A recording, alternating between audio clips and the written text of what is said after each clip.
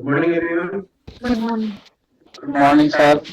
Very good morning. चलो जी, तो हम सीख रहे हैं जीएसटी रिटर्न्स। ठीक है, और लास्ट क्लास मैंने आपको R1 के टेबल्स दिखाए थे। ठीक है, और सप्लाई के थ्रू, टाइप ऑफ सप्लाई के थ्रू ये समझाया था कि R1 के टेबल्स के अंदर आप एंट्री कैसे डालोगे, मतलब एंट्री मतलब कौन से टेबल्स में किस तरह की सप्लाई की एंट्री हार्ट होती है। अटैक हो जाए। क्लियर है? मैंने मैंने कहा हार्ट ठीक है, अटैक हो तो जाए। अब आज मैं आपको टेबल्स ओपन करेंगे।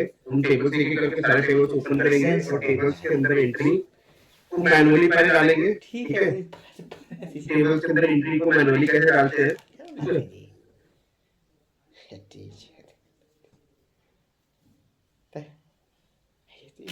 महान काम नहीं है ये है। ठीक है, टेबल के अंदर एंट्री को मैनुअली कैसे डालते हैं, और मैं आपको ये भी समझाऊंगा कि आपको अगर जीओसिम फाइल अपलोड कर रहे हैं तो वो सिंपल है। तो अगर आप पहले स्टेप देखना चाहते हो जीओसिम फाइल का, ठीक है, तो मैं आपको जीओसिम फाइल का स्टेप दिखा। तो जब आप पहली से जीओसिम फाइल जनरेट कर लोगे, हेलो सर, ऑफलाइन टूल से दिखाएंगे ना? पहले मैं जीएसटी के ऑफलाइन टूल से, हाँ वो भी समझाऊंगा। जीएसटी के ऑफलाइन टूल से जनरेट कर लोगे। हेलो सर, तो अगर आप पहले स्टेप देखना चाहते हो जीओसिम फाइल का, ठीक है, तो मैं आपको जीओसिम फाइल का स्टेप दिखा। तो जब आप पहली से जीओसिम फाइल जनरेट कर लोगे। हेलो सर, ऑफलाइन टूल से दिखाएंगे ना? पहले मैं जीएसटी के ऑफलाइन टूल से, हाँ वो भी समझाऊंगा। जीएसटी के ऑफलाइन टूल से भी समझाऊंगा। ठीक है, जीएसटी के ऑफलाइन टूल से आपको कैसे जनरेट करना है। ठीक है, ऑफलाइन टूल में एंट्री पहले पास करनी पड़ेगी आपको। ठीक है, ऑफलाइन टूल से भी समझाऊंगा। ठीक है, जीएसटी के ऑफलाइन टूल से आपको कैसे।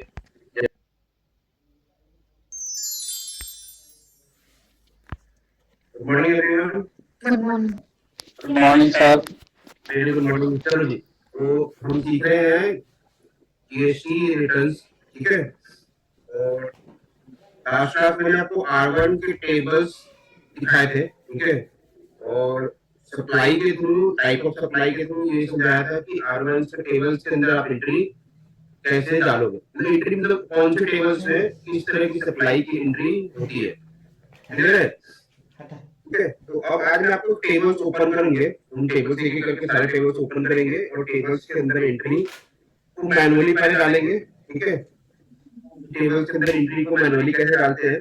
ठीक है,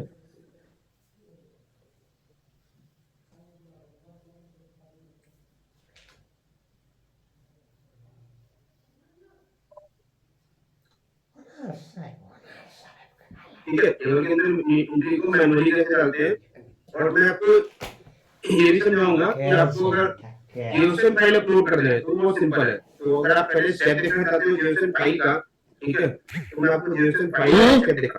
तो जब आप पहली से जीओसिम फाइल जनरेट कर लोगे। हेलो सर, ऑफलाइन टूल से दिखाएंगे ना? पहले मैं जीएसटी के ऑफलाइन टूल से, हाँ वो भी समझाऊंगा। जीएसटी के ऑफलाइन टूल से भी समझाऊंगा। ठीक है, जीएसटी के ऑफलाइन टूल से आपको कैसे जनरेट करना है। ठीक है, ऑफलाइन टूल में एंट्री पहले पास करनी पड़ेगी आपको। ठीक है, ओके, देखिए देखो, सबसे पहले हम R1 टेबल खोलते हैं। जब आप रिटर्न फाइल करने जाओगे GSTR1 का, ठीक है, तो GSTR1 के रिटर्न्स के अंदर में आपको सबसे पहले तो हमें क्या सेलेक्ट करना होता है, फाइनेंशियल ईयर।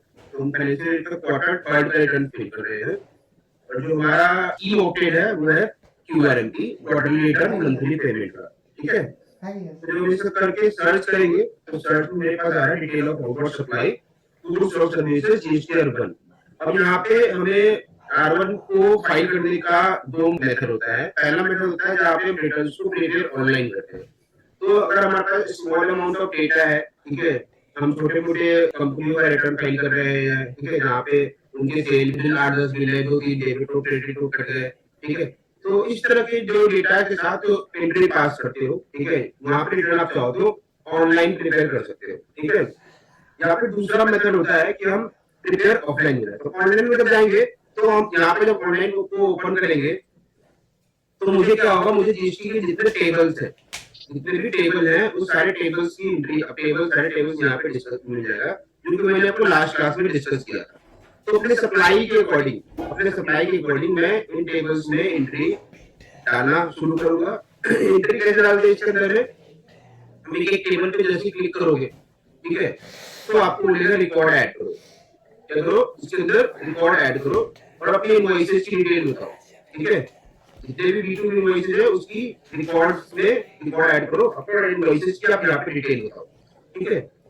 तो उसी तरह से फिर ये सारे टेबल्स एक करके आपको सारे टेबल्स में एंट्री डालनी है, ठीक है। और जब आप एंट्री डाल लोगे तो आप प्रोसीड टू फाइल सबमिट करोगे। उसके बाद आपको एक समरी रिपोर्ट दिखाएगा और समरी रिपोर्ट दिखाने के बाद आप उसको फाइल कर सकते हैं, ठीक है। तो एक तो तरीका क्या है कि ऑनलाइन लॉगिन आईडी पासवर्ड के साथ हम अपना डेटा पहले एक्सेल फाइल में प्रिपेयर कर ले। एक्सेल फाइल में प्रिपेयर करने के बाद हम उस डेटा को का यूज करके क्या करें, अपने रिटर्न्स को प्रिपेयर करें ऑनलाइन, ठीक है, और ऑनलाइन रिटर्न को फाइल करें। दूसरा मेथड होता है हमारा कि हम अपने रिटर्न्स को ऑफलाइन फाइल करें। क्या करें, प्रिपेयर ऑफलाइन करें, ठीक है। और यहाँ प्रिपेयर ऑफलाइन में जब क्लिक करेंगे, ठीक है, तो यहाँ पे आ रहा है no offline transactions for given period. यहाँ पे हम इसको अपलोड कर दें, ठीक है, यहाँ पे हम इसको अपलोड करेंगे अपने इनवॉइसेस की जितनी भी डिटेल्स होती है, ठीक है, उस डिटेल को यहाँ पे हम जियोसिन फाइल के जब प्रूफ फाइल करोगे तो मुझे यहाँ पे जियोसिन फाइल अपलोड करना होता है। और जैसे ही जियोसिन फाइल अपलोड कर देंगे, ठीक है, मेरा डेटा क्या होगा, यहाँ अपलोड हो जाएगा, ठीक है, और एरर दिखाएगा, वो उस सिस्टम को समझते हैं। अब जियोसिन फाइल दो तरीके से जनरेट की जा सकती है। पहला मेथड होता है कि हमारे पास कोई सॉफ्टवेयर है, जैसे टैली हो गया, बीजी हो गया, मार्क हो गया, या अदर कोई सॉफ्टवेयर प्रोवाइडर है जो कि अपना अकाउंटिंग डेटा, ठीक है, के थ्रू क्या करते हैं, वो जीएसएन फाइल जनरेट करते हैं GSTR1 की, और उस जीएसएन फाइल को आप अपलोड करते हैं। दूसरा मेथड होता है हमारे पास कि हम क्या करें, हम जीएसटी के जो टूल्स है, जीएसटी ने जो हमें टूल्स दिए हैं, जीएसटी ने जो टूल्स दिए हैं उन टूल्स के थ्रू, ठीक है, अगर हमारे पास लार्ज डेटा है थोड़ा, ठीक है, हम ऑनलाइन नहीं जाना चाह रहे, तो हम जीएसटी के जो टूल्स है ऑफलाइन टूल्स, ठीक है, उस ऑफलाइन टूल्स में उन्होंने R1 का भी टूल दिया है, ठीक है, रिटर्न फाइलिंग टूल्स के अंदर क्लिक करोगे तो यहाँ पे आएगा GSTR1 और GSTR फॉर्म डाउनलोड, ठीक है, तो आप इसको डाउनलोड कर लेना, ठीक है, तो डाउनलोड है, इसको डाउनलोड कर लेना। और इस बुक को डाउनलोड करने के बाद आप क्या करोगे, उसके थ्रू, इस टूल्स के थ्रू आप क्या करोगे, अपना GSTR1 प्रिपेयर करोगे और वहां से क्या करोगे, आप अपना जीएसएन फाइल जनरेट करोगे, ठीक है। तो ये हमारा GSTR ऑफलाइन टूल है, इसको जिप फाइल में डाउनलोड होता है, तो इसको एक्सट्रैक्ट कर लेते हैं, ओपन करो,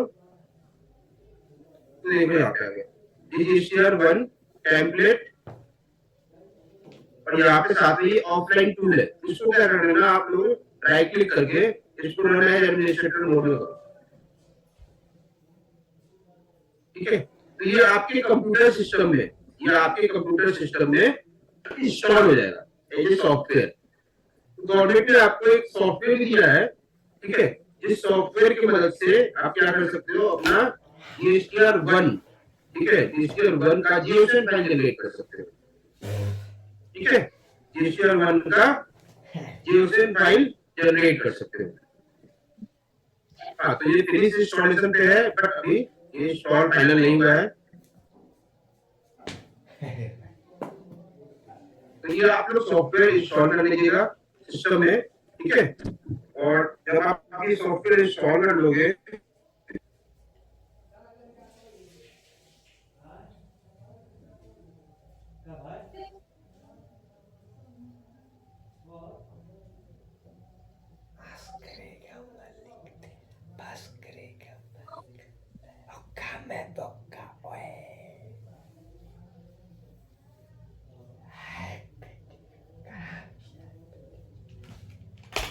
नींद नहीं होइ छै, नींद नहीं, ते ठीक छै।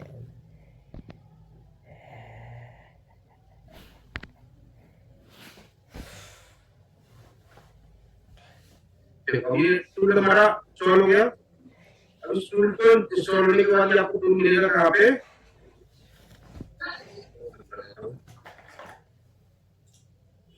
ये टूल आपको यहाँ मिलेगा आपके डेस्कटॉप पे, ठीक है।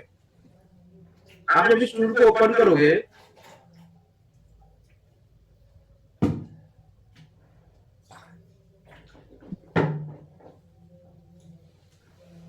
क्योंकि मैं पहली बार इसको आप मेरे सिस्टम पे दिखा रहा हूँ मैं आपको, इससे थोड़ा टाइम लगा। अदरवाइज एक बार आप इसको डाउनलोड करके ओपन कर लो तो दोबारा जल्दी हो जाएगा। अब देखो यहाँ पे आया ना, upload new invoice other data for returns new, ठीक है। My master, open download returns file from the GSTN portal and open download error file from the GSTN portal, ठीक है। फिर prepare और view open download JSON file, download JSON file। तो ये आपको पता है और इसको पूरे इंस्ट्रक्शंस है, ठीक है। फिर आपको ओवरव्यू दे रखा है, the offline tool design to enable taxpayer to prepare GSTN1 by adding invoices and other document details. Taxpayer can use this tools to open GSTR to a JSON file to view the auto drafted invoice supply also. Version information के बारे में है, features है, ठीक है, और ई filing के steps है। तो ई फाइलिंग में स्टेप्स में क्या क्या है, ठीक है। जब आप डेटा को डाउनलोड कर लोगे, ई filing of GSTR will consist of the generation of JSON file with the invoice data and other detail as per the selected return type in the offline tool. Upload of the JSON file to the JSON portal, generate your returns for all data uploaded in the multiple branches on GST portal, and this will be an online activity. Okay, verifying the summary of the portal to review and if correct submitted the return. तो अब यहाँ पे आप जैसे जाओगे new पे, ठीक है। अब देखो यहाँ पे आपको बता रहा है, सबसे पहले न्यू पे क्लिक करने पहले ये देखो कि रिटर्न्स कौन सा फाइल करना है, ठीक है। जीएसटी स्टेटमेंट और रिटर्न है, जीएसटी ऑफ द सप्लायर, यानी कि आपको यहाँ पे अपनी डिटेल देनी है, इसकी डिटेल देनी है, आपको अपनी डिटेल यहाँ पे देनी है, जो आप रिटर्न फाइल कर रहे हो उसकी डिटेल दोगे। तो कुछ लोग मैं ये देता हूँ, जानकी का लॉगिन क्रिएट किया हुआ मैंने, मैं आपको पहले टूल दिखाता हूँ, पहले टूल समझो, ठीक है। फाइनेंशियल ईयर मुझे यहाँ से सिलेक्ट कर लेना है, तो मैं फाइनेंशियल ईयर कब का फाइल कर रहा हूँ, 24-25 का। टैक्स पीरियड क्या होगा जी मेरा, तो मेरा मार्च का टैक्स पीरियड होगा, मैं मार्च यहाँ सिलेक्ट करूंगा।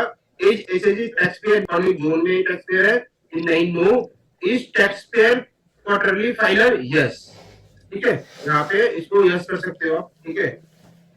अब यहाँ पे प्रोसीड पे आओगे, यस, ठीक है। अब जब प्रोसीड पे आओगे तो यहाँ पे आपको ये आपको बता देगा, please confirm your detail before proceed, GST statement ये हमारी एक चीज है और हम इसको यस करके प्रोसीड कर रहे हैं। अब देखो आपको ये पूरा जो है ना, वो आपको इस तरह से टेबल मिलता है, ठीक है। Import file, additional data, delete all data, clear section, view summary. अब जो सेक्शन है ना, ये जो सारे सेक्शन है ना, ये सारे सेक्शन अभी आपने यहाँ पे देखो, ये जो भी सेक्शन दे रखे हैं, सबसे पहले दे रखा है B2B 4A table, 4B 6B 6C amended B2B invoices, यानी कि टेबल नंबर इसी का अमेंडेड है, ठीक है। फिर B2C large invoices 5A 5B amended B2C large invoices, B2 small invoices detail 7 amended B2C small invoices, ठीक है। Credit note debit note registered वालों को credit note debit note, unregistered वालों को credit note debit note registered, ठीक है। 9B और amended इसी का अमेंडेड है, यानी कि इसके साथ साथ एक अमेंडेड का भी दे रखा है, ठीक है। अब यहाँ पे ये जो जितने भी टेबल है ना, ये आपको ऑनलाइन वाले टेबल में मिलेगा, जो मैं आपको सेम टेबल सारा यहाँ पे, ये ऑनलाइन जब हम फाइल करते हैं तो यही टेबल्स इसके अंदर होता है। तो ये टेबल मैंने आपको लास्ट क्लास में इसीलिए पहले समझा दिया था, ताकि आपको कंफ्यूजन न हो कि ये टेबल होता क्या है, ठीक है। तो प्रिपेयर जब ऑनलाइन करते हैं ना, तो हमें यही सारा टेबल यहाँ भी मिलता है। 4A, ठीक है, 4A का अमेंडमेंट यहाँ होता है, अमेंडेड रिकॉर्ड, यानी कि 4A को अगर कुछ भी अमेंड करना है, ठीक है, तो अभी उन्होंने जीएसटीआर 1 दे रखा है, इसलिए आपको यहाँ दिखेगा नहीं, ठीक है। यहाँ पे जीएसटीआर जो है वो अमेंडेड के लिए जो उन्होंने जीएसटीआर 1A किया हुआ है, इसलिए आपको यहाँ दिखेगा। बट मैं टूल में आपको ये अमेंडेड वाली टूल चीजें आपको यहाँ दिखती है, ठीक है, कि ये अमेंडेड करना है, ठीक है। तो ये जितने भी टेबल्स देख रहे हो, अमेंडेड को छोड़ के जितने भी टेबल्स देख रहे हैं, वो सारे टेबल्स, ये सारे टेबल्स हमारे कहाँ पे हैं, इस रिकॉर्ड में, ठीक है। प्लस अमेंडेड की कुछ चीजें हैं, ठीक है, वो आपको यहाँ पे सारी दिखेंगी, यानी कि जो भी मैंने आपको बताया था लास्ट क्लास में, कि जो भी आप एंट्री यहाँ पे करते हो, ठीक है, एक 1A अलग है, वो मैं आपको अलग से समझाऊंगा 1A क्या होता है, ठीक है। जो भी एंट्री आप यहाँ पे करते हो, अगर इसमें कुछ भी रिकॉर्ड आपने गलती कर दी प्रीवियस टैक्स पीरियड में, करंट में नहीं, प्रीवियस टैक्स पीरियड में, तो उसका रिलेवेंट टेबल आपको यहाँ पे मिल जाएगा। जैसे आपने यहाँ पे कोई गलती इनवॉइसेस प्रीवियस मंथ में चलाया था, उसमें कुछ करेक्शन नहीं दे रहे, जैसे जीएसटी नंबर गलत डाल दिया, टैक्सेबल वैल्यू गलत डाल दी, टैक्स का रेट गलत डाल दिया, कुछ भी इनवॉइसेस में गलती कर दी, ठीक है, तो उसका करेक्शन आप यहाँ पे करते हो B2B में अमेंडमेंट में। आपने यहाँ पे कुछ गलती करी है, इसके अंदर कुछ भी गलती करी थी प्रीवियस टैक्स पीरियड में, रिटर्न के अंदर में, उसका अमेंडमेंट यहाँ करते हो, ठीक है। तो ईच टेबल्स के अंदर जब भी आपने प्रीवियस टैक्स पीरियड में रिटर्न्स में कुछ डेटा डाला है और उसमें आपको करेक्शन की नीड है, रिवीजन की नहीं, करेक्शन की नीड है, ठीक है, तो इन दैट केस आप वो करेक्शन आप इस अमेंडमेंट टेबल्स के थ्रू कर सकते हो। जितने टेबल्स आपको यहाँ दे रखे हैं उसके रिलेवेंट टेबल आपको यहाँ मिल जाएगा, ठीक है। तो जीएसटी में गलती कर दिया तो सुधारने का इसका ये नहीं है कि आप उसको ओपन करो और रिवाइज रिटर्न फाइल करो, आपको रिवाइज रिटर्न नहीं मिलेगा, आपको अमेंडमेंट करनी है, अपने रिटर्न्स के अंदर अमेंडमेंट करनी है। तो अमेंडमेंट का मतलब प्रीवियस टैक्स पीरियड में यानी कि प्रीवियस रिटर्न्स में आपने कुछ भी गलती कर रखी है, उस गलती को आप यहाँ पे वेरीफाई कर सकते हो, रेक्टिफाई कर सकते हो, उस गलती को क्या कर सकते हो, रेक्टिफाई कर सकते हो। तो ये वाला जो टेबल्स है, आप देखते ऑफलाइन जो टूल है, ये जो ऑफलाइन टूल है, इस ऑफलाइन टूल में आपको क्या करना है, सपोज करो ये B2B है, पहला टेबल आपने एंट्री करी B2B की, तो यहाँ पे सबसे पहले क्या करोगे आप, यहाँ पे सप्लायर का उसका जीएसटी नंबर डालोगे। सपोज दैट मैं यहाँ पे डाल देता हूँ जीएसटी नंबर, ये सप्लायर का जीएसटी नंबर है, ठीक है। यहाँ पे इसको कॉपी कर लिया, यहाँ पे अरे बढ़ा चलती ठीक है। करने के बाद टैब प्रेस करोगे तो ये क्या आ रहा है, add to master. Add to master का मतलब क्या होता है कि आप इस सप्लायर से रेगुलर डील करते हो, तो आपको बार बार कॉपी पेस्ट नहीं करनी पड़ेगी। आप सिंपली यहाँ पे अगर किसी भी सप्लायर से आप रेगुलर डील करते हो, ठीक है, तो रेगुलर डील में तो क्या होगा कि आप बार बार उसको माल बेचते हो। जनरली क्या होता है, हम लोग जो B2B की ट्रांजेक्शन करते हैं ना, तो ज्यादातर माल हम एक ही अपने वेंडर को बेचते हैं, ठीक है। तो आप जो जिस भी बंदे को माल बेचते हो, अगर वो रेगुलर है तो आप उसको क्या कर सकते हो, अपने ट्रेड नेम में आप उसको इंटर कर सकते हो। उसको आप यहाँ पे उसका लीगल नेम यहाँ डाल दोगे, ठीक है, पूरा न्यू होराइजन स्विच हुआ मास्टर में क्यों ऐड करते हैं मैं समझाता हूँ। देखो क्या हुआ, ट्रेड नेम और लीगल नेम दोनों इसका सेम है क्योंकि ये प्राइवेट लिमिटेड कंपनी है, ठीक है। और इसको इस तरह से आप सेव कर दोगे, ठीक है। रिक्वेस्ट एक्सेप्टेड सक्सेसफुली, ठीक है। अब नेम इन द मास्टर आ रहा है और यहाँ रिसीवर नेम है, फिर आपको रिसीवर नेम डालना है, ठीक है। अब यहाँ पे इनवॉइस नंबर डालते हो, ये इनवॉइस नंबर है, इनवॉइस नंबर कॉपी करो, इनवॉइस नंबर डाल, फिर यहाँ पे इनवॉइस डेट है, इनवॉइस डेट हमारा 1/1/2025 है, 1/1/2025। फिर टोटल इनवॉइस वैल्यू, तो फिर टोटल इनवॉइस वैल्यू का मतलब जो भी हमने अपने कस्टमर से चार्ज किया है, जो मेरा बिल अमाउंट है, जो भी हमारा बिल अमाउंट है वो हम यहाँ पे लिख देंगे। जैसे बिल अमाउंट कितना है 1362 रुपए, तो मैं 1362 रुपए की एंट्री यहाँ दूँ। प्लेस ऑफ सप्लाई अपने आप यहाँ पे जीएसटी वाइज आएगा, ये प्लेस ऑफ सप्लाई क्या है, तो आपका प्लेस ऑफ सप्लाई क्या रहा है यहाँ पे, हरियाणा, ठीक है, अपने आप जीएसटी खाएगा, ठीक है। फिर आपका आ रहा है सप्लाई टाइप, इंटरस्टेट सप्लाई है, इनवॉइस टाइप क्या है, रेगुलर B2B, इसके अंदर 5 चीज आएंगी, regular B2B, deemed export, SEZ supply with payment, SEZ supply without payment और intra state supply attracting IGST, ठीक है। तो ये इंट्रा स्टेट सप्लाई आईजीएसटी का भी एक क्लॉज है, वो मैं आपको समझाऊंगा जब प्लेस ऑफ सप्लाई आप समझाऊंगा, ठीक है। इनमें मैं प्लेस ऑफ सप्लाई भी नेक्स्ट क्लास में अच्छे समझाऊंगा, उसमें टाइम लगता है प्लेस ऑफ सप्लाई में, हम शुरू करेंगे प्लेस ऑफ सप्लाई में। इंट्रा स्टेट सप्लाई कब होगी, जहां पे हम आईजीएसटी अट्रैक्ट होगा, ठीक है, जहाँ पे आईजीएसटी अट्रैक्ट होगा, ठीक है। टोटल इंडस्ट्री में बहुत ज्यादा होता है, ठीक है। तो यहाँ पे रेगुलर B2B ट्रांजेक्शन हमारा है, तो यहाँ पे रेगुलर B2B ट्रांजेक्शन सेलेक्ट करेंगे। ये जो होते हैं डीम्ड एक्सपोर्ट, एसईजी सप्लाई, यानी कि हम अपने कंट्री में है, हमारी कंट्री के अंदर कुछ स्पेशल इकोनॉमिक जोन्स है, जिसमें अगर हम सेल करते हैं तो एक्सपोर्ट सप्लाई मानी जाती है। क्या मानी जाती है हमारे लिए, एक्सपोर्ट सप्लाई मानी जाती है। तो वहाँ पे एक्सपोर्ट वाले में एंट्री नहीं करते, उसको हम यहीं पे एंट्री करते हैं, B2B में एंट्री करते हैं, क्योंकि उसको भी अपना जीएसटी नंबर लेना पड़ता है। तो कंट्री में जितने बंदे हैं वो एसईजी जोन में है, तो भी उनको क्या करना पड़ेगा, जीएसटी नंबर लेना पड़ेगा। तो मेरे लिए वो B2B सप्लायर है, बट B2B सप्लायर होते हुए वो क्या है, एसईजी जोन में है, उनसे मैं जीएसटी चार्ज नहीं करूंगा क्योंकि वो स्पेशल इकोनॉमिक जोन में है, उनपे जीएसटी नहीं लगता है, ठीक है। तो रेगुलर B2B ट्रांजेक्शन यहाँ से हमने सिलेक्ट किया नॉर्मल। रिवर्स चार्ज यानी कि आपकी सप्लाई रिवर्स चार्ज के अंदर में है, तो आप यहाँ पे सिलेक्ट करोगे। अगर आपकी सप्लाई रिवर्स चार्ज में नहीं आती तो आप यहाँ सिलेक्ट नहीं करोगे। अब ये करने के बाद यहाँ पे ऐड का बटन देखो, जैसे ऐड का बटन करोगे तो ये आपको पूछेगा कि इस सप्लाई के अंदर अपनी टैक्सेबल वैल्यू बताओ। क्या बताओ? अपनी टैक्सेबल वैल्यू बताओ रेट वाइज।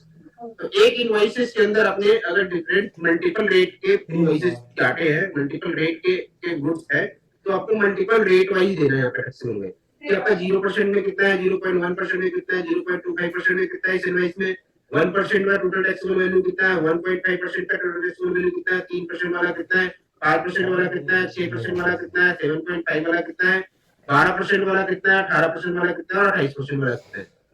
ठीक है, यानी कि इस इनवॉइस के अंदर अगर मल्टीपल प्रोडक्ट्स अगर आपने सेल किए हैं और मल्टीपल प्रोडक्ट्स के अंदर डिफरेंट रेट्स है, तो रेट वाइज मुझे सप्लाई का टैक्सेबल वैल्यू बताओ, रेट वाइज टैक्सेबल वैल्यू बताओ। तो हमारे इस वाले केस में क्या है, हमारे उस वाले केस में क्या है, हमने 18% का सेल किया हुआ है।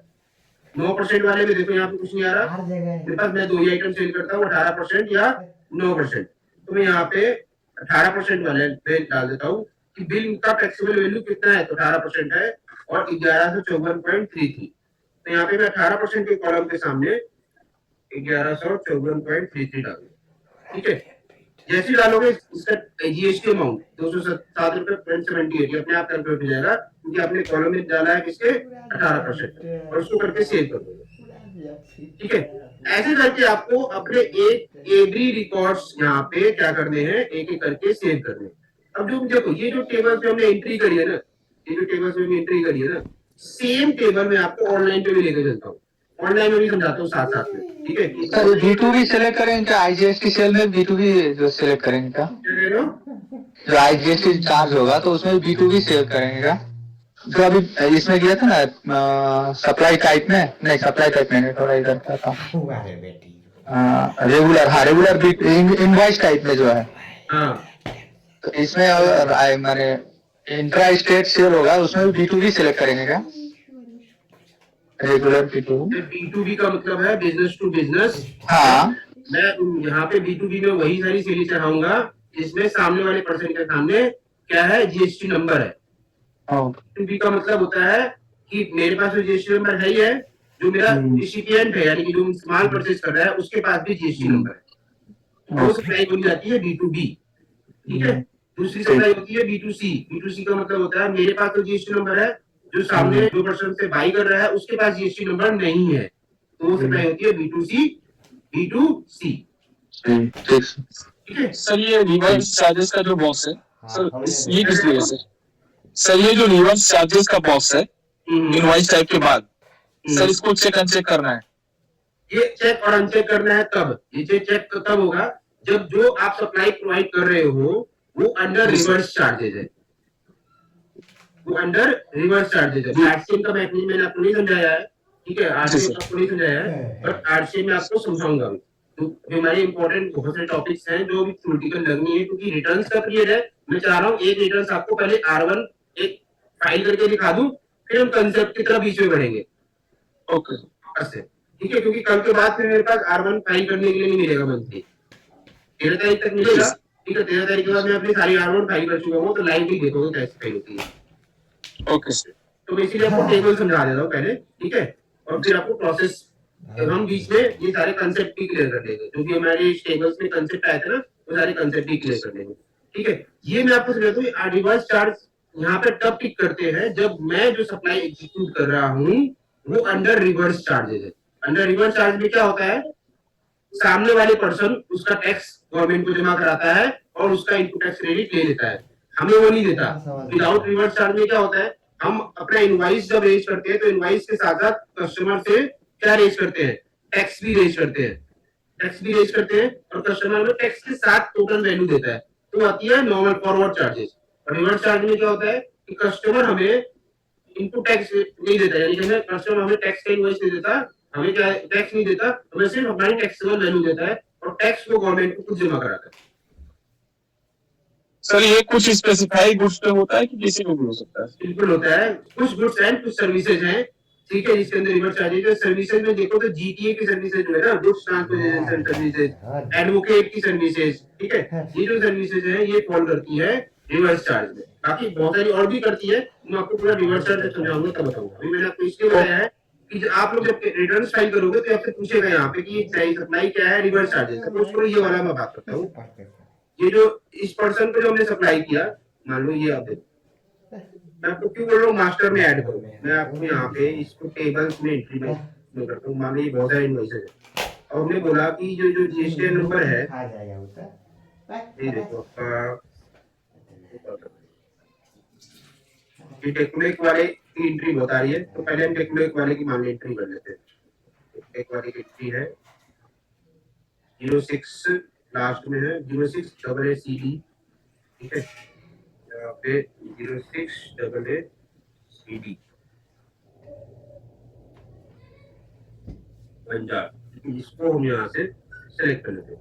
तो ये टेक्नोलिक वाले की इतनी सारी एंट्री है, सपोज करो मुझे इसकी इतनी सारी एंट्री चलानी है, तो मैं क्या करूंगा, और इसको मैं रेगुलर माल चेंज करता हूँ ठीक है, तो मैं इसको क्या करूंगा यहाँ से कॉपी करूंगा, तो यहाँ पे ऐड कर दूंगा ठीक है। अब इसको भी मैं मास्टर में ऐड कर लेता हूँ, मैं इसको भी मास्टर में ऐड कर लेता हूँ ठीक है। मास्टर में क्यों ऐड करना है वो समझो, क्योंकि ये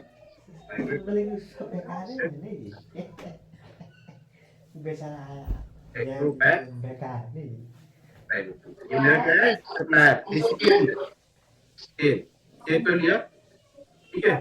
अब इसका इनवॉइस नंबर, मैं एक इनवॉइस का चला, मैं इसका फटाफट इनवॉइस चला, तो मैं इसको जितने भी सेल करे ना ठीक है वो सारे यहाँ चला देता हूँ। डेट ऑफ एंट्री क्या है इसकी 2/1 को है 2/1/2025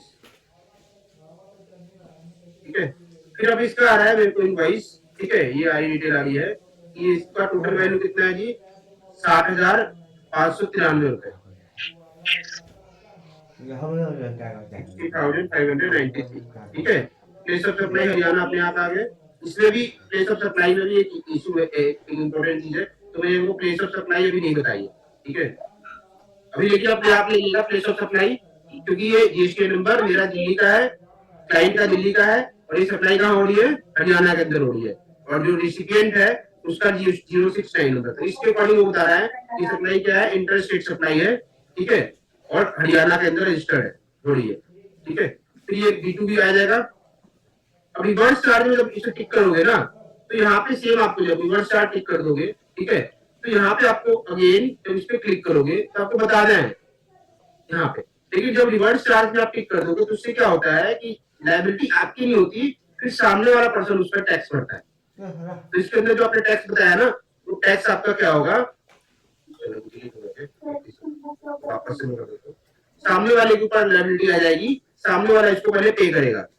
अब देखो मैंने सपोज करो इसको क्या कर रखा है मास्टर में सेव किया हुआ, तो मैं जैसे डी को डालूंगा ना, मेरे को रजिस्टर नंबर नहीं डालना, देखो यहाँ पे मैंने डी को डाला, पार्टी का नेम डालूंगा तो पार्टी का नेम डालते मेरे को रजिस्टर नंबर आ जाएगा और ये डिटेल आ जाएगी। अब मैं इसमें क्या करूंगा, अपना इनवॉइस नंबर कॉपी करूंगा, इनवॉइस नंबर डालूंगा, डेट डालूंगा,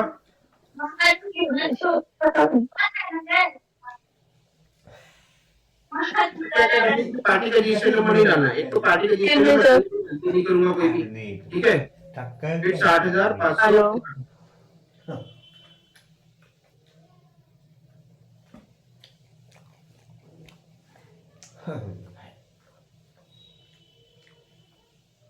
तो आप यहाँ पे ये वाली एंट्री डालोगे ऐसे, B2B गेन सिलेक्ट करोगे, regular B2B, supply reverse charge हम नहीं कर रहे हैं, ऐड करेंगे ठीक है।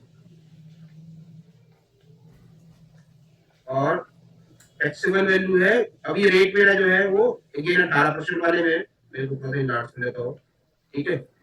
रेट मेरा जो है वो 18% वाले में ठीक है, और जो वैल्यू है 51,350, यहाँ पे मैं 18% वाले में जाऊंगा, 51 ठीक है, ये मेरा आगे और सेव कर दे। ऐसे करके आपको क्या करना है, अपने जितने भी इनवॉइसेज है, जितने भी आपकी कौन से इनवॉइसेज है, B2B के इनवॉइसेज है, वो सारे आप यहाँ पे चढ़ा दोगे ठीक है। अब आप अपने B2B के इनवॉइसेज को कैसे कैटेगराइज कर सकते हो, मैं आपको समझाता हूँ। अगर आपने एक्सेल शीट प्रिपेयर किया है, आपको यहाँ पे कुछ नहीं करना, आपको एक्सेल शीट प्रिपेयर किया है, आपको बस इस कॉलम के बीच में एक कॉलम ऐड करना है ठीक है, और यहाँ पे लिख देना है जिसके जीएसटी नंबर है वो क्या आएंगे, B2B आएंगे। तो आपने अपने शीट में डाला, फिल्टर लगाया, जितने भी ब्लैंक वाले हैं, यानी कि ब्लैंक वाले के आगे क्या होगा, जीएसटी नंबर नहीं होगा, ठीक है। ब्लैंक वाले के आगे क्या होगा, जीएसटी नंबर नहीं होगा, तो क्या क्या जाएगा कि मेरे लिए B2C सप्लाई। तो पहले में तो मैं B2C सप्लाई मार्क कर देता हूँ। तो ये मेरे क्या है, सारे B2C सप्लाई है। भुला गया बेटी छोड़ तुम। ये है मेरा टाइप ऑफ बेटी सप्लाई, आज तो शादी किया है बेटी, देखा है ना? ठीक है। ये मेरा क्या है, तो सारा B2C है,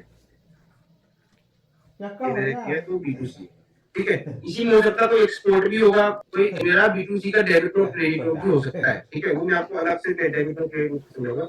इस 4 सप्लाई को मैंने क्या मार्क कर दिया कि मेरी B2C सप्लाई है। बाकी की जितनी मेरी सप्लाई है,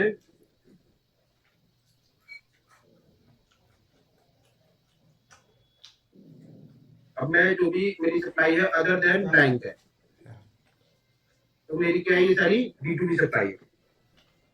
तो बेसिकली इसमें और भी सारी चीजें होती है। मैं आपको एक एक्सेल फॉर्मेट दूंगा जहाँ पे आपको अपनी टेबल से के आगे सिलेक्ट करना है कि क्या ये B2B है, B2C है, ये क्रेडिट नोट है, कोई डेबिट नोट है, ठीक है, या कोई ये एक्सपोर्ट की सप्लाई है, या B2B SEZ की सप्लाई है, ठीक है। वो सारी चीजें आप यहाँ पे अपने अलग अलग चीजें को एंट्री करोगे, ठीक है। तो ये टेबल्स में क्या करना है आपको, इस तरह से जितनी भी आपकी एंट्री आती है वो टेबल्स में आप एंट्री पुट करोगे, ठीक है। पुट करने के बाद जैसे एक आपने आप एक जैसे पहले B2B कर दोगे, फिर B2C लार्ज इनवॉइसेस करोगे, ठीक है। B2C लार्ज इनवॉइसेस जैसे इसमें देखो, इसमें तो नहीं है हमारा B2C लार्ज, कोई मैं देख लेता हूँ। तू तमन्ना है ये।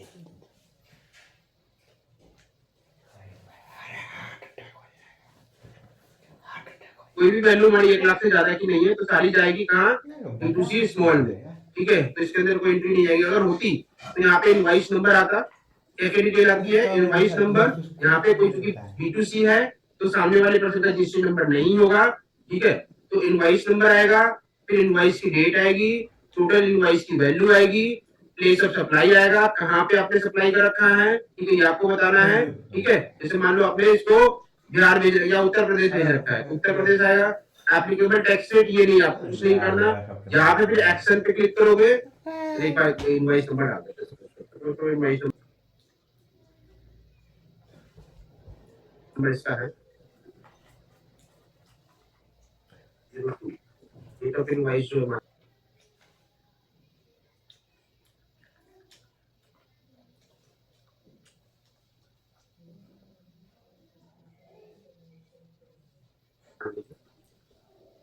तीन मार्च की है, ठीक है।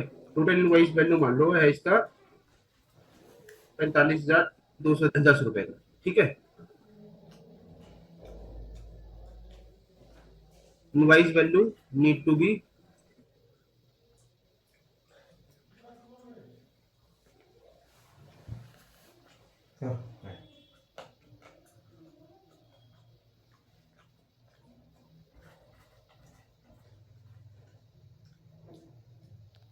अरे ठीक है ना, प्रोविजन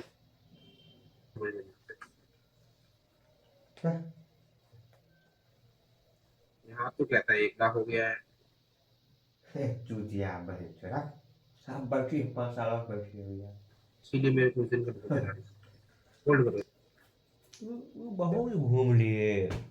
सर लार्ज इनवॉइस तो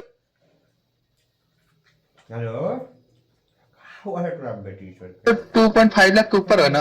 यार एक नोटिफिकेशन हो गया।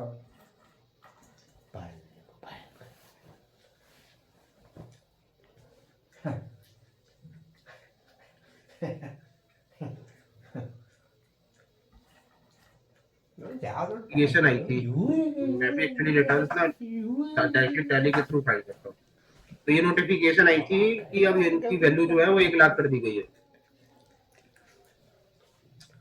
यस सर, अभी वैल्यू 1 लाख कर दी गई है क्योंकि कल ही मैंने ये R1 सपना भी लाइव है कि नहीं है? किया तो उसमें मैं चेक की थी तो बता रहा था। यहाँ पे देखो ना, इसके अकॉर्डिंग उन्होंने टेबल में पेमेंट कर दिया। ये देखो, इसको पढ़ोगे ना तो यहाँ लिख के आ रहा है, देखो taxable outward supply to a unregistered person where a place of supply is other than a state where the supply नहीं हमको नहीं पता है। is located, interstate supply and नहीं, हम invoice नहीं value is जानते more than हैं। 1 lakh. ठीक है,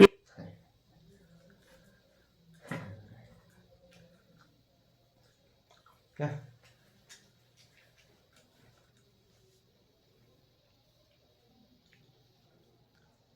यस इस वाले केस में यहाँ पे लाइव अपलोड करेंगे ना, हाँ, ठीक है, 50 बीघा तो प्लेस ऑफ सप्लाई मान लो है उत्तर प्रदेश, क्योंकि दिल्ली का तो होगा नहीं, ये आपको अदर देन दिल्ली से ही करना है। मान लो इनवाइस नंबर 02 है, यूट्यूब इनवाइस डेट जो है ये 3 तारीख को पकड़ लेते हैं और यहाँ पे इनवाइस वैल्यू डालते हैं 1,25,000,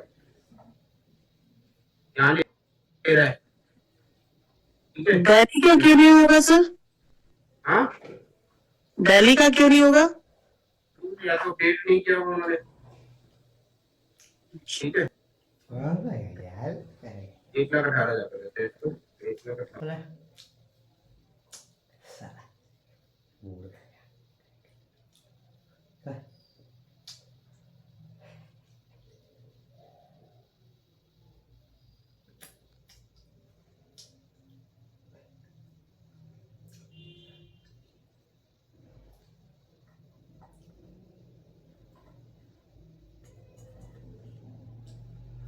Gương của nó ở ngoài rồi chắc अगर Bác nó और यहाँ पे 1 लाख की वैल्यू, ठीक है, सेव करा।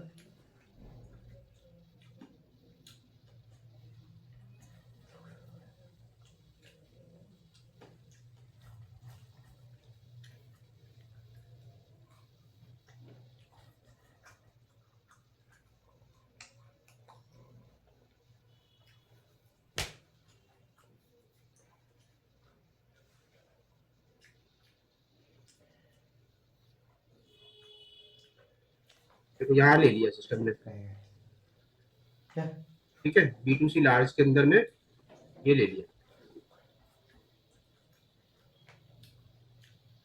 ठीक है।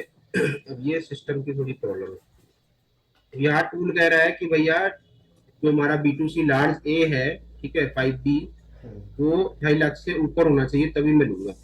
ये बड़ा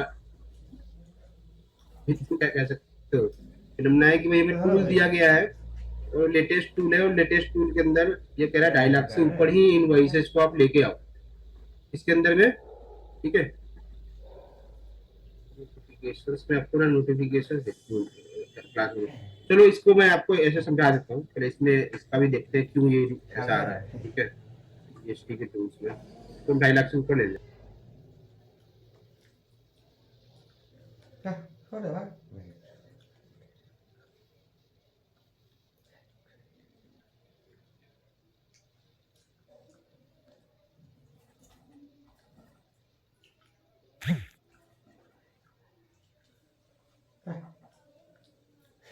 पागल है बोल रहे हैं जी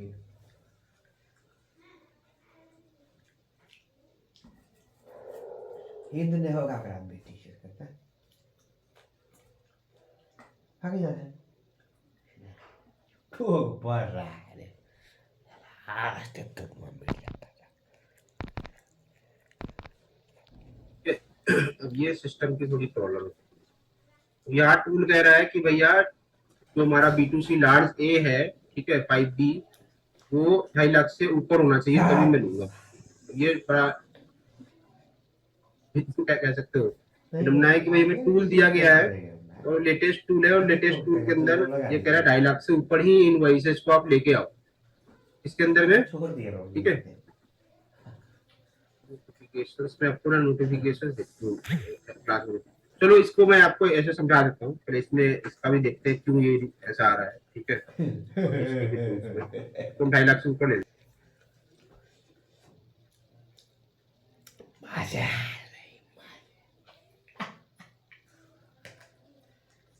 पढ़ता है रूम में बैठ के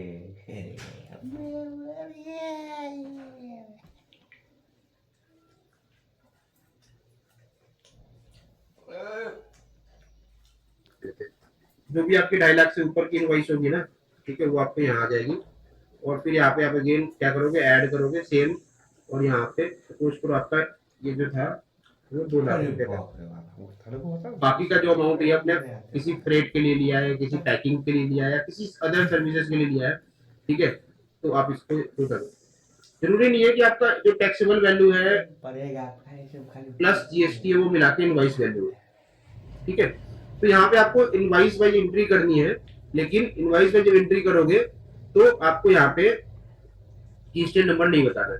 तो इस तरह करके आपको यहाँ पे एक एक करके आपको यहाँ पे टेबल्स में एंट्री करनी है, वो कोई दिक्कत नहीं कि आपको आपके टेबल्स जो है उन टेबल्स में एंट्री करनी है, और यही सारा डेटा आपको टेबल इसके अंदर भी एंट्री करना है। अब जैसे हमने B2B में एंट्री किया था इस टेबल में, इसके अंदर टूल्स के अंदर में, ठीक है, सेम एंट्री हम यहाँ पे अगर ऐसे करेंगे, ठीक है, कैसे होगा, यहाँ पे हम क्या करेंगे, इस टेबल्स को ओपन करेंगे और यहाँ पे ऐड रिकॉर्ड पे क्लिक करेंगे, ठीक है। मैं इसी का लॉगिन कर रहा हूँ, पार्टी का ही लॉगिन कर रहा हूँ, जिसका है मैं उसी का लॉगिन। ये तुम्हें खराब कर देगा जी, समझ रहे। सर B2C लार्ज इन्वेस्टमेंट है, इंट्रा स्टेट ही एंट्री होगा क्या? इंट्रास्टेट, इंटरस्टेट, इंटरस्टेट, इंट्रास्टेट नहीं, अगर इंटर स्टेट में होता है तो वो इसमें आ जाएगा क्या? B2C मैंने टोटल सब जोड़ के आ जाता है। इंट्रास्टेट होगा तो B2C नॉर्मल। परसों वाले क्लास में नहीं थे क्या? है लेकिन थोड़ा बहुत क्लियरली समझाया था कि B2C लार्ज क्या है, B2C स्मॉल क्या है।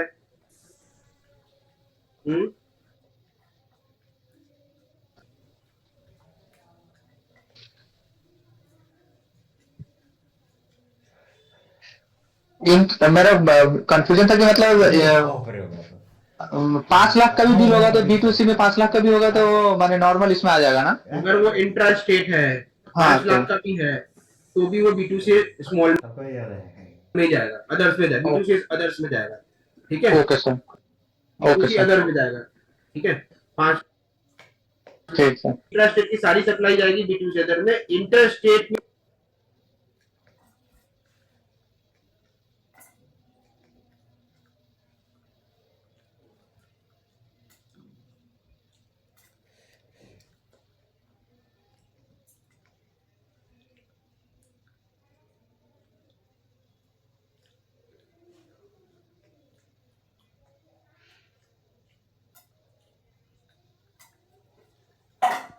हुआ का इसको यार। बस आपको देखना है कि सप्लाई वैल्यू आपकी 1 लाख से ज्यादा एक्सीड कर रही है नहीं कर रही है, ठीक है।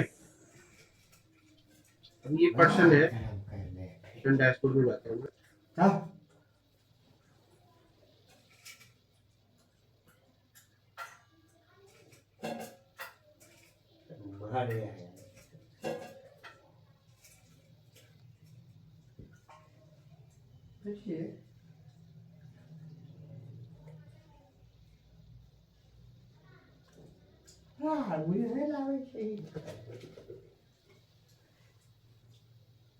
क्योंकि मैंने आपको जो डेटा ओपन किया हुआ इसी पर्सन पर।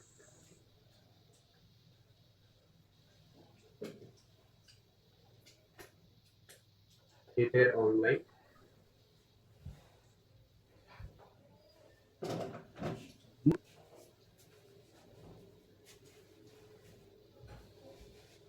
सेल रिटर्न फाइल करना बड़ा सिंपल है, मैंने सेल रिटर्न अभी नहीं बता रहा, मैं तुमको 1 मिनट में फाइल कर दूंगा।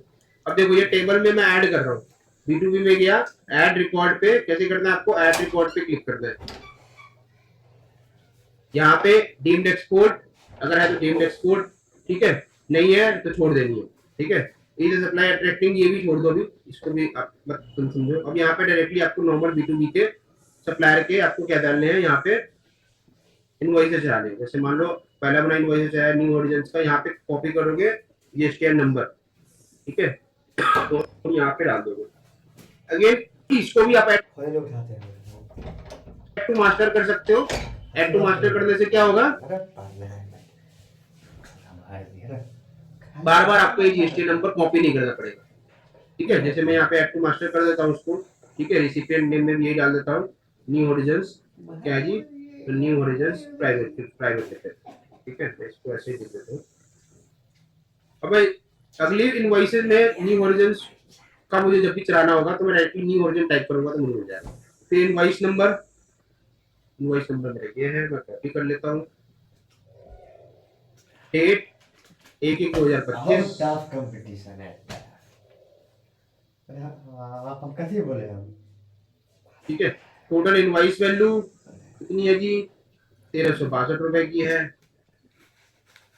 ठीक है, प्लेस ऑफ सप्लाई हरियाणा अपने आप आएगा। फिर सीधा नीचे हमारा रेट वाइज आएंगे। यहाँ पे वही चीज सारी की मैंने ना जो अपने ऐप प्लस पे क्लिक करके ओपन किया था, तो आपको आइटम डिटेल बतानी है। ये सारी रेट वाइज ये आपका 0%, 1%, 1.5, 3.3%, 5%, 6%, 7.5%, 12%, 18% और 28% में टैक्सेबल वैल्यू बताओ टोटल। तो मैं इसकी टैक्सेबल वैल्यू 1154.33 1154.33 पॉइंट में भी लिखना है आपको। ऐसे करके सेव कर देना है। अगर साथ में 12% वाला होता तो मैं यहाँ पे 12% वाले में डालता था। ठीक है, सेव करोगे, ये रिकॉर्ड आपका एक्सेप्टेड हो गया। ठीक है, और ये ब्लैंक हो जाएगा। तो अगर आपको न्यू ओरिजिन्स के बिल बार बार पूरे चढ़ाने हैं, आपके जितने भी न्यू ओरिजिन्स की बिल है आप एक साथ चढ़ाना चाहते हो तो आप इसको छोड़ दो, रहने दो, तो इसी पॉइंट पे रहने दो। मैं यहाँ पे न्यू ओरिजिन सिलेक्ट करता हूँ और न्यू ओरिजिन को कॉपी कर दो। अब न्यू ओरिजिन के मेरे इतने सारे बिल है, तो ये चूंकि मेरा न्यू ओरिजिन ऑलरेडी सिलेक्टेड है तो मैं बस यहाँ पे क्या करूंगा, इसका एक इनवॉइस में चला चुका हूँ, मैं दूसरा इनवॉइस ओपन करूंगा, यहाँ डालूंगा, डेट सिलेक्ट करूंगा 3/1/2025, टोटल इनवॉइस वैल्यू डालूंगा। टोटल इनवॉइस वैल्यू कितनी है? 255 रुपए है। ठीक है, बिल अमाउंट 255। ठीक है, प्लेस ऑफ सप्लाई हरियाणा आएगा अपने आप। फिर सीधा 18% पे जाऊंगा, 215.76। ठीक है, और इसे सेव कर दूंगा। फिर तीसरे वाले पे जाऊंगा। ठीक है, तो ऐसे करके आप क्या कर सकते हो, अपने एक इनवॉइसेस की एंट्री एक पार्टी की एक बार में करा करो। एक पार्टी की एक बार में फिल्टर लगा लो और एक पार्टी का एक बार कर दो। ठीक है, जितने भी इसके इनवॉइसेस है, क्योंकि आपका ये एक बार टेबल सेव करने के बाद जैसे इनवॉइस की डिटेल सेव करोगे आपका ये घटेगा नहीं। आपको कहेगा ये इस पार्टी की सारी जितने भी इनवॉइसेस है वो सब चढ़ा लो। ठीक है, 1649.33। सीधा नीचे आओ, 1649। सर मास्टर लिस्ट में एवरी रिटर्न टाइम में ऐड करना होता है क्या? नहीं, मास्टर में एक ही बार ऐड करना होता है। ठीक है, अब अगली रिटर्न में भी जब भी आप आओगे, ठीक है, अब जैसे मान लो मैंने यहाँ बैक कर दिया, अब मैंने इसका चला दिया न्यू ओरिजिन का, मैं अगेन बैक करता हूँ, ये भी रेड है। ठीक है, अभी पेंडिंग और एरर आ रहा है। देखो ये क्या एरर आ रहा है, These there will be added after validation। ठीक है, प्रोसेस विद एरर है। ठीक है, pending with error, new origin, process with error. ठीक है, एरर क्या है, इस पे आप इसको ओपन करोगे। इनवॉइस नंबर एक भी already registered system of the supplier for the return period 1/2025। ये क्यों आया, क्योंकि इसमें आईएफएफ के अंदर ये सारी डिटेल डाल रखी है। आईएफएफ में ऑलरेडी ये डिटेल गई है, तो मुझे R1 में उन्हीं डिटेल्स को डालना है जो आईएफएफ पे नहीं गई, यानी कि मार्च की डिटेल में डालूंगा सिर्फ। ठीक है, ये भी मैं ये क्यों आया, जब आप अपना रिटर्न्स जीएसटीआर 1 फाइल करते हो। ठीक है, मैंने आपको समझाया था कि जीएसटीआर 1 दिमाग गरम कर दिया।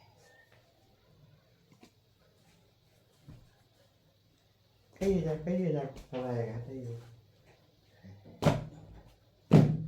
फाइल कर रहे हैं, लेकिन ऑप्शन चूज कर रखा है क्या, क्वार्टरली। तो आईएफएफ के अंदर मैं क्या करूंगा, B2B इनवॉइसेस को चढ़ाता हूँ ताकि सामने वाले पर्सन को क्रेडिट मिल सके। तो जो इनवॉइसेस मैंने B2B में चढ़ा दिए हैं ऑलरेडी, ठीक है, मैं उसको नहीं चढ़ाऊंगा। मैं B2B में जो आईएफएफ के अंदर मैंने चढ़ा दिए उसको इसके अंदर एंट्री नहीं करूंगा। मैं क्या करूंगा, बाकी के इनवॉइसेस की एंट्री करूंगा जो मैंने आईएफएफ में नहीं एंटर किए हैं। ठीक है, तो वो कौन से होंगे, एक तो मार्च के इनवॉइसेस होंगे। ठीक है, यानी कि क्वार्टर खत्म होने का जो लास्ट मंथ है उसका इनवॉइसेस होगा, प्लस कोई इनवॉइस छूट गया होगा तो वो होगा। ठीक है, जो मैंने ऑलरेडी आईएफएफ पे चढ़ा रखे उसकी एंट्री को मैं यहाँ पे एंट्री नहीं करूंगा। ठीक है, अब एक तो तरीका ये था कि भाई मैं रिटर्न्स को मैन्युअली एंटर करूं, अभी मैंने आपको एक बेसिक किया है। दूसरा तरीका क्या है कि मैं रिटर्न्स को जीएसएन फाइल के थ्रू एंटर करूं। एक तो जीएसएन फाइल आपको यहाँ से मिलेगी, ठीक है, दूसरी आपके सिस्टम से मिलेगी। मतलब सिस्टम मतलब टैली या बीजी जो भी सॉफ्टवेयर है, जैसे ये इसका जीएसएल फाइल है, GSTR1 हमने जीएसएल फाइल निकाला है, ठीक है, बीजी के थ्रू। ये मैं आपको बताऊंगा, ठीक है, क्लासेस में, ठीक है, कि इसको कैसे जनरेट करते हैं, अपलोड कैसे करते हैं वो समझ घर जाएगा इसको एक बार। तो वापस से जी रिटर्न्स में जा रहा हूँ। उसको लिखो, बनाओ। टेक्स्ट क्रिएट क्वार्टर सेलेक्ट किया, टेक्स्ट क्रिएट मार्च सेलेक्ट किया, सर्च करा, फिर ऑफलाइन में जब जाते हैं, अब ऑफलाइन में जा रहे हैं, यहाँ पे अपलोड करेंगे। लिखो, प्रैक्टिस करता हुआ है कि अपलोड क्या करूंगा, तो इस जीएसएल फाइल को, ठीक है, ओपन करूंगा। बीजी का जीएसएल फाइल है, देखो ये क्या है, इन प्रोग्रेस, ठीक है, अभी कोई एरर नहीं है, ठीक है। अगर कोई एरर होगा, इसको वापस से क्या करोगे, रिफ्रेश करोगे, तो देखो विद एरर आ गया, ठीक है। अभी क्या दिखा रहा है कि जो जीएसएल फाइल आपने जनरेट की है विद एरर है, जनरेट एरर रिपोर्ट, ठीक है, पेनाल्टी रे बेटी। एरर रिपोर्ट जनरेटेड रिक्वेस्ट, ठीक है, क्लिक हो गया। आप इसे वापस से रिफ्रेश करोगे, अभी नहीं हुआ है, ठीक है। अब ये डाउनलोड एरर रिपोर्ट, रिफ्रेश करो, डाउनलोड एरर रिपोर्ट, तो आपको ये एरर रिपोर्ट दे देगा कि किस तरह का ये एरर आपके पास सिस्टम में है, ठीक है, और आपको क्या क्या रेक्टिफाई करने की जरूरत है।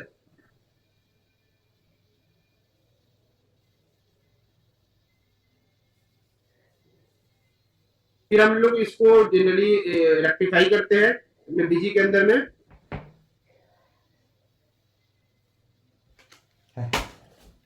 तो गजब हो गया, गजब। ये यहाँ नहीं होता होगा, जीएसएल फाइल है ना, हे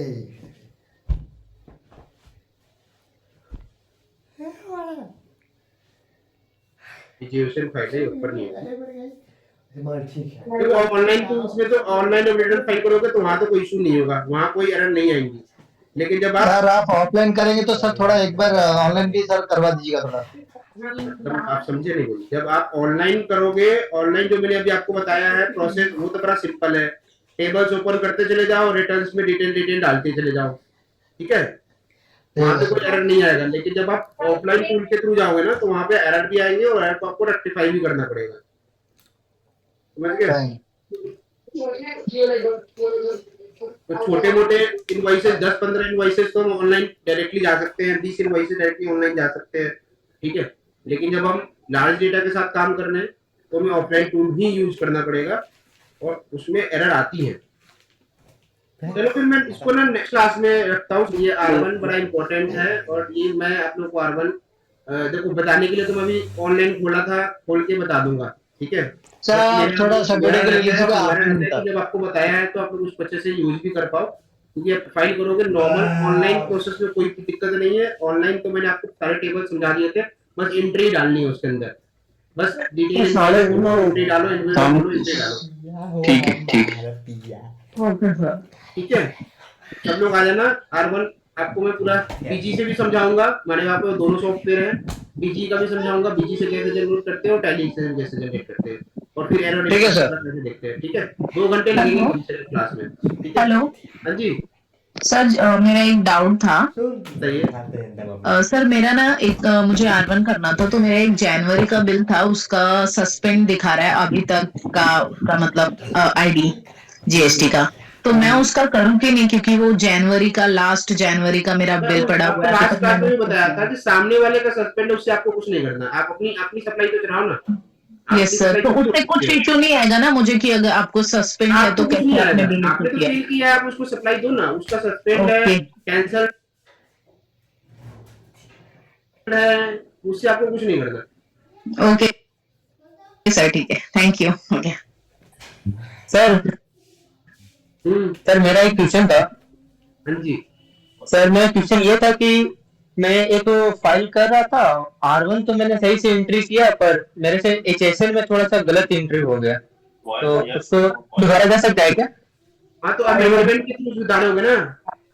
अमेंडमेंट में HSL थोड़ी ना रहता है, अमेंडमेंट में HSL सुधारने का ऑप्शन देता आपकी थोड़ी है। जीएसएल में गलती हो गया, रिटर्न फाइल कर लिया तो गलती, तो उसमें रिटर्न क्या करना है। सर R1 में मैंने सही एंट्री किया, टैक्स वगैरह जितना जो जो जो स्लैब पे था उसको सही से एंट्री किया, पर HSL में एंट्री करते टाइम दो तीन ऑप्शन आता है, एक होता है IGST, CGST, SGST। मेरे को अमाउंट एंट्री करना था IGST पे, पर मैंने एंट्री कर दिया CGST में और SGST में। HSN की बात कर रहे हो? HSN में इशू हो गया? Yes sir. कोई छोड़ दो और उसको उससे कोई फर्क नहीं, उससे कोई फर्क नहीं पड़ेगा। HSN को रिवाइज करने का कोई ऑप्शन नहीं है। यस सर, वही मैं सोच रहा हूँ उससे कोई प्रॉब्लम तो नहीं होगा। अमेंडमेंट देखो, ये जो टेबल है ना अमेंडमेंट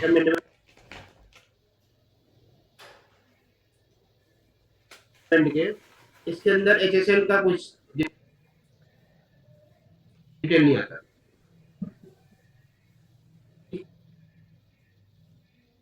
क्या मेरे से जो गलती हो रही है उससे कोई दिक्कत तो नहीं है ना? कोई दिक्कत नहीं।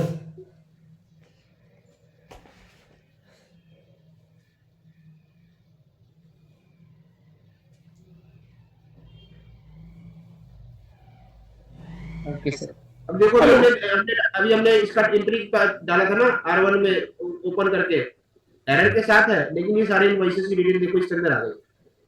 B2C large export invoices, B2C जो भी जिस पार्टी का दिखा रहा हूँ मार्च का, इसके अंदर सारी डिटेल आ गई। अपलोड करते ही सारी डिटेल आ गई, लेकिन अभी रिटर्न्स में एरर था, इसलिए रिटर्न फाइल नहीं हुआ।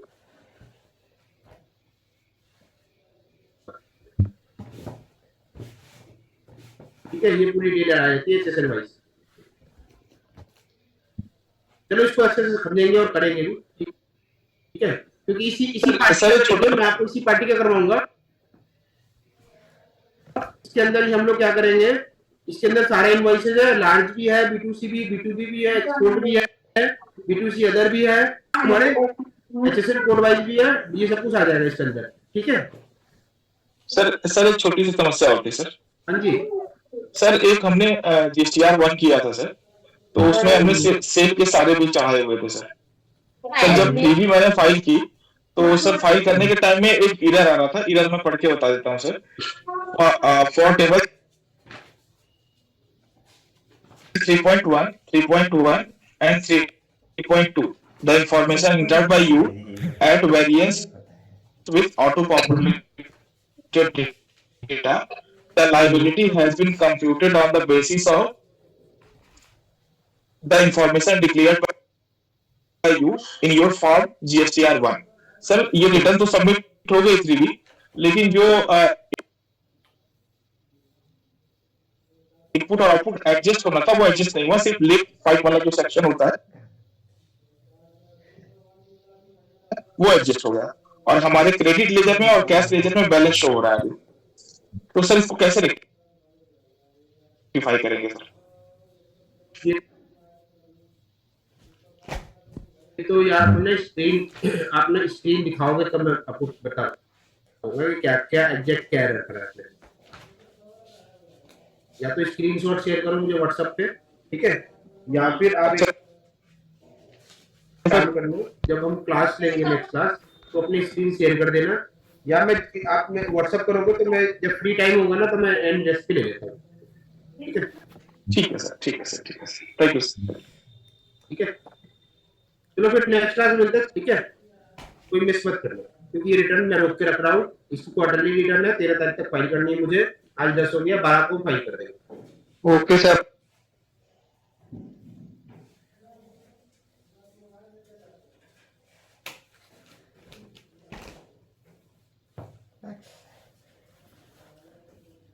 हालात खराब है। शरीर ही खत्म तुम्हारा होगा।